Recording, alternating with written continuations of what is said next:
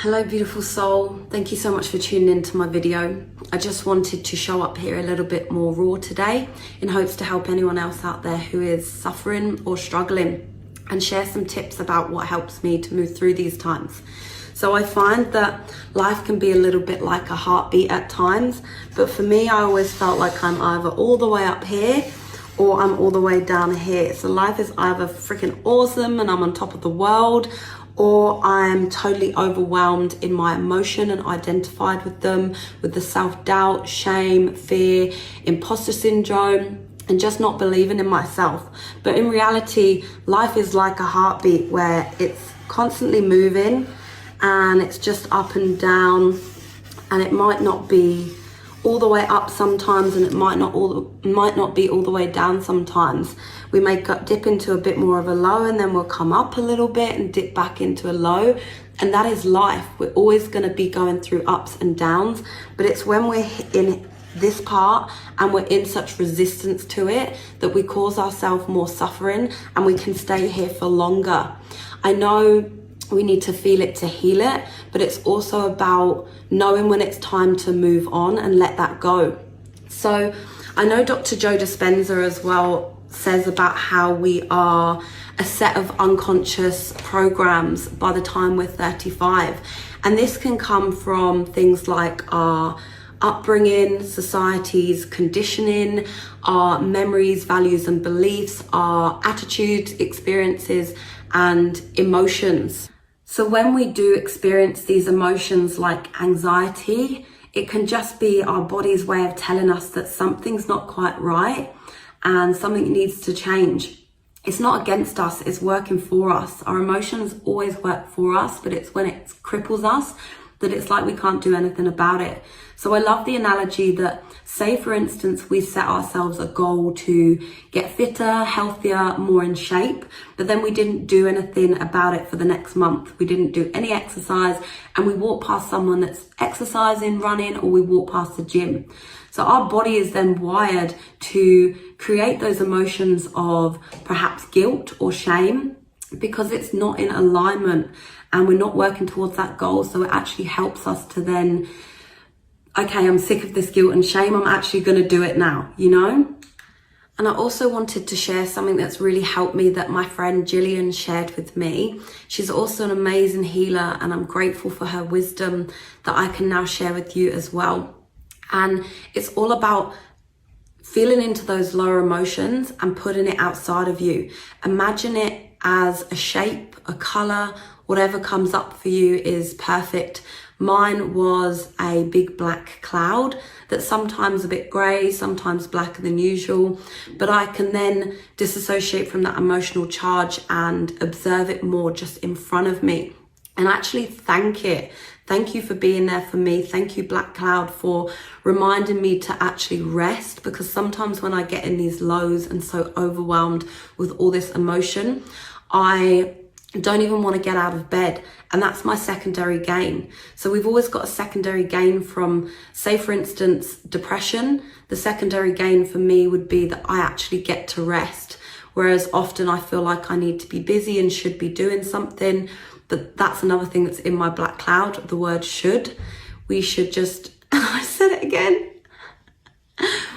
We can now choose to and get to be more conscious with our words, but we get to put that should word in the black cloud and know that I don't need to be doing anything else. I don't need to be comparing myself to anyone else.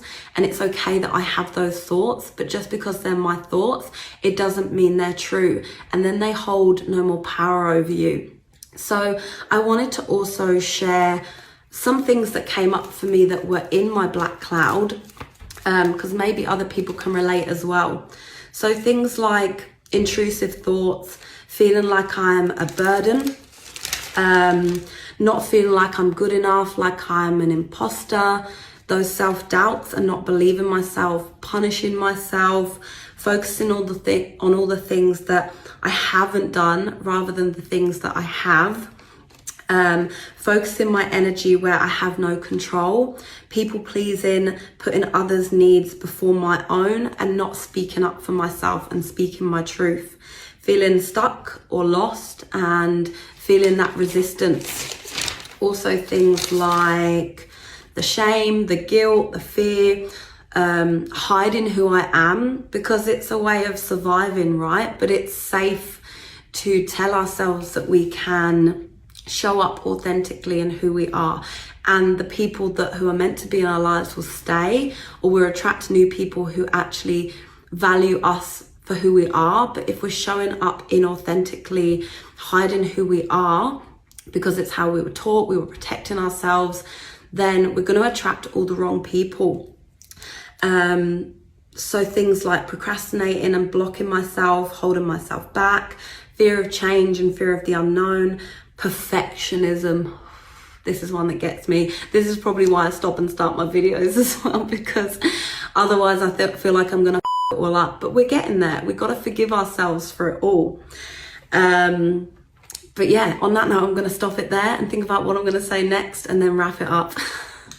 So yeah, and just quickly, also in my black cloud is feeling like a burden, but then feeling really lonely and not reaching out and self-isolating and avoiding everyone. But actually, I have learned to start reaching out much more, and it's been really, really helpful. And it's always good when you can have that energy exchange so that you're not just always taking from someone through dumping on them all the time. So as well, with the self-belief stuff, often we can have people tell us how amazing we are and how bright our light shines.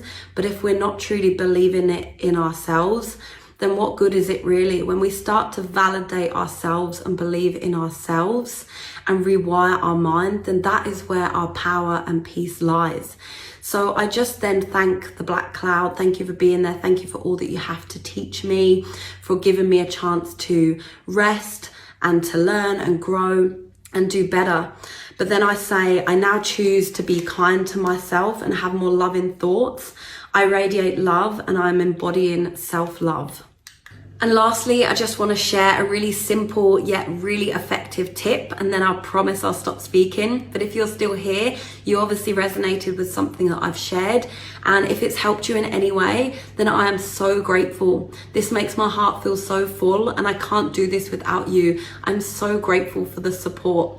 So this tip was taught to me originally from the beautiful and powerful healer, Emma Romano.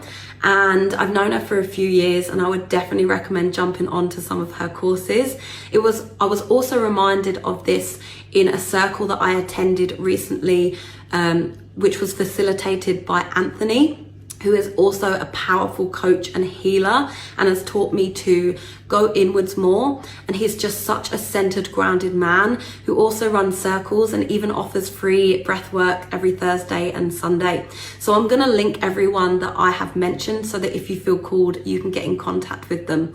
But this tip is basically writing out everything that brings you back into alignment, everything that fills up your cup. And when we ask ourselves the question, what brings me back into alignment, then we can start to work in the subconscious mind and come up with things that we may not necessarily have thought consciously. So anytime we ask ourselves questions, we start to go into the subconscious mind, which is pretty cool. So I was gonna share my list, but I had some strong intuition to not do that. Because it's more empowering for you to work in your subconscious mind and find out on your own what it is that brings you back into alignment and makes you happier. So I do advise though that if you have a list, if you are going to create a list, you can, do a list that you keep handy on you at all times, or write it in your notes on your phone. And please have things that are accessible on there. So for example, if you know that going for a walk, getting in nature, or going and getting a massage really helps you, but you're stuck in work at the time you need help the most, then it's great to put some things on there that will help you in the here and now. So things that you can do wherever. So for example, connecting to your breath. So I'm going to leave it there because I know I've been chatting on for a little bit. Thank you so much for listening to me, and I hope this has helped. And just know that you're not alone and you are worthy. I'm sending you so much love. Mwah.